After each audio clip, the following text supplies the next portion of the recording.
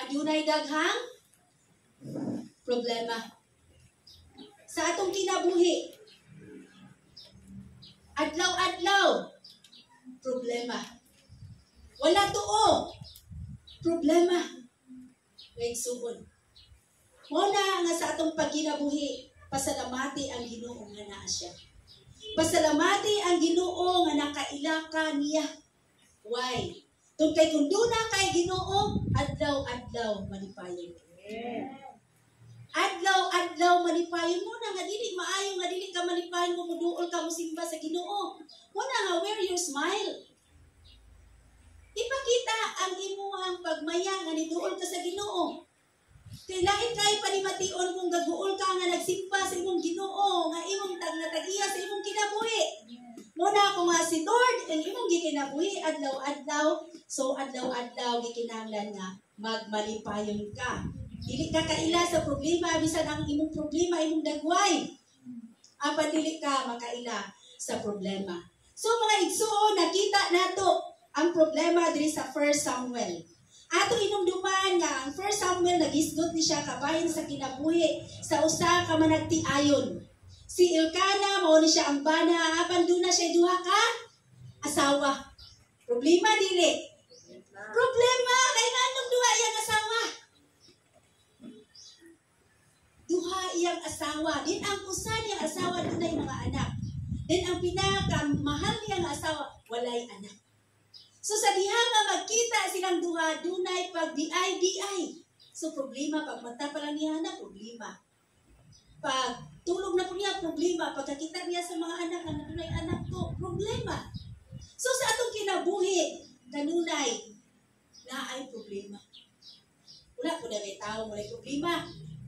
Sa diha naimugso ko sa kalibutan nakita na ko preting daghan problema oy. Nakita na ko sa akong pamilya, problema yun. Grabe yun ang problema. So wala pa ko sa Ginoo murag. Dili man mao akong gipangandoy, may pagula na lang ako na tao. Kung di wala ko nangandoy, aning panimalay nga baling gubuta.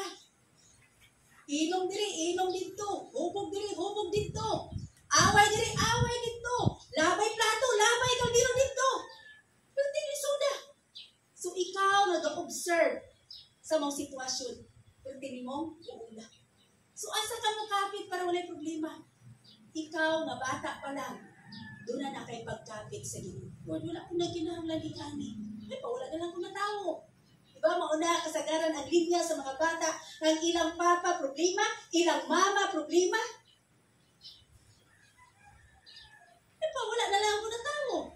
So, kung problema mo ng imong anak, mayroon po ka nga mama, ay, wala ta kagipanganak. Kung problema imong bana, mayon ko nang asawa, wala ko nagminyo. See?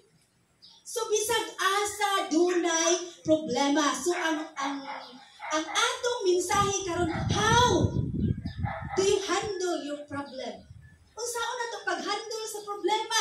Tun kay naa naman to sa Ginoo. Do you think kung naa ka sa Ginoo, walay problema? Naa always naay problema. Ang tawa imong anak, problema. Ang tawa imong kinabuhi, problema. Pero ang problema, bisan unsa ka dako, once nga duna kay Ginoo, walay makalabaw sa Ginoo nga imong ginagalan. Walay makalabaw, there is no problem to be. Tungod kay ang imong Dios dako. Halapad sama sa maglantaw ka sa dagat. Kung doon ka sa dagat, kung doon na kay problema, at doon sa dagat lang tawa kung sa kalapad ang gugma sa Ginoo.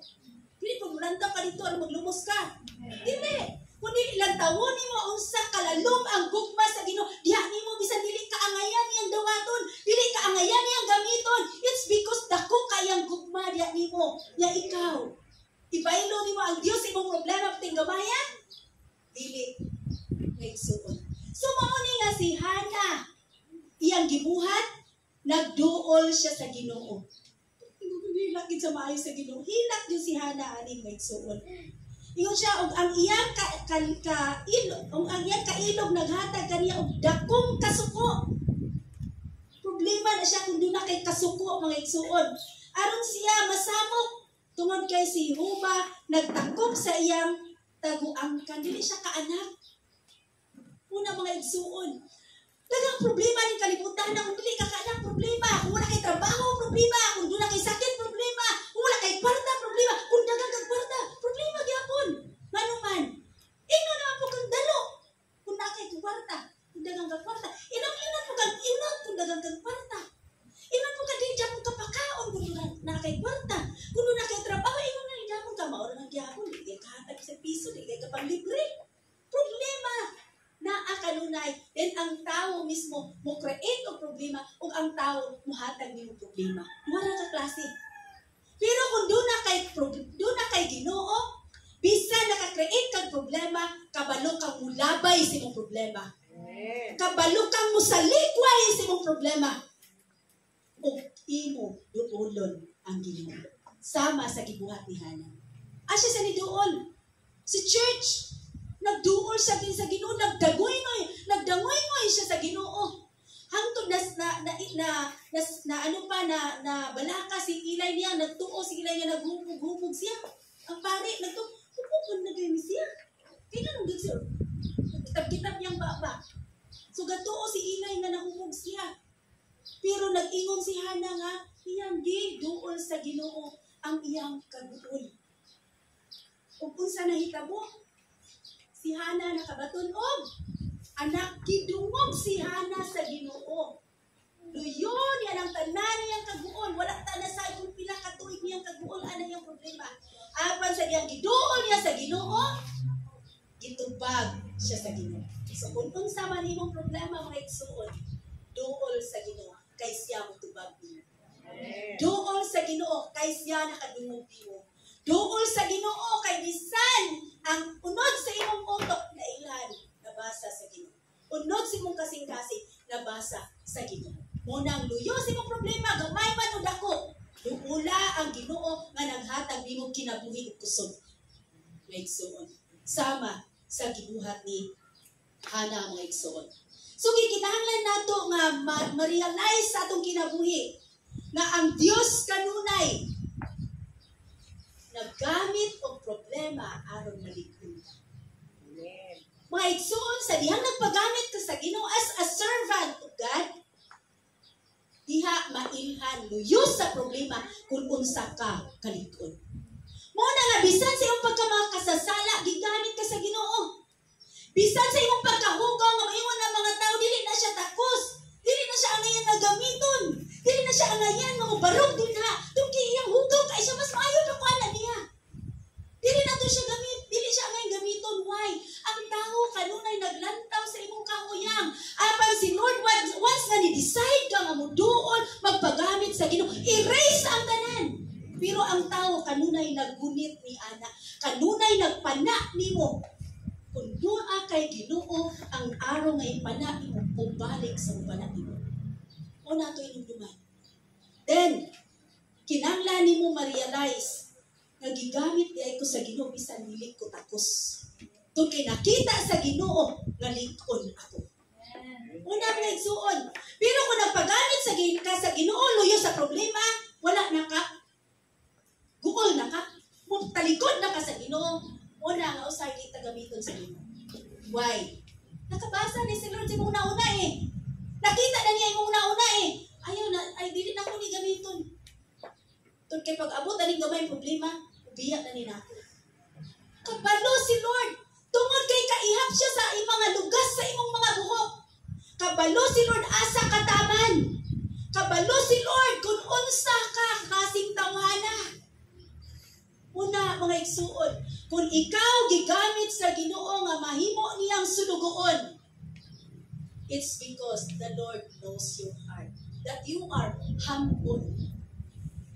It's because si Lord nasayod nga bisan giyatak-yatakan ka, ubarog ka, para lang sa Ginoo, hindi para sa tao. Amen. It's because nasayod si Lord na dili ka niya. Dili mo siya i-deny. Wait, so, dumi ang iyang mga tinunan sa panahon nga gidakdakan o problema si Jesus. Dunay nag-deny niya. Dunay naghalok niya sa dili halok nga tinuod o bibiya niya. Kabalo na si Jesus o nasa itong pag-alagad. We need to be faithful to the Lord. Tun kay dili jud mo lubad ang gugma sa Ginoo.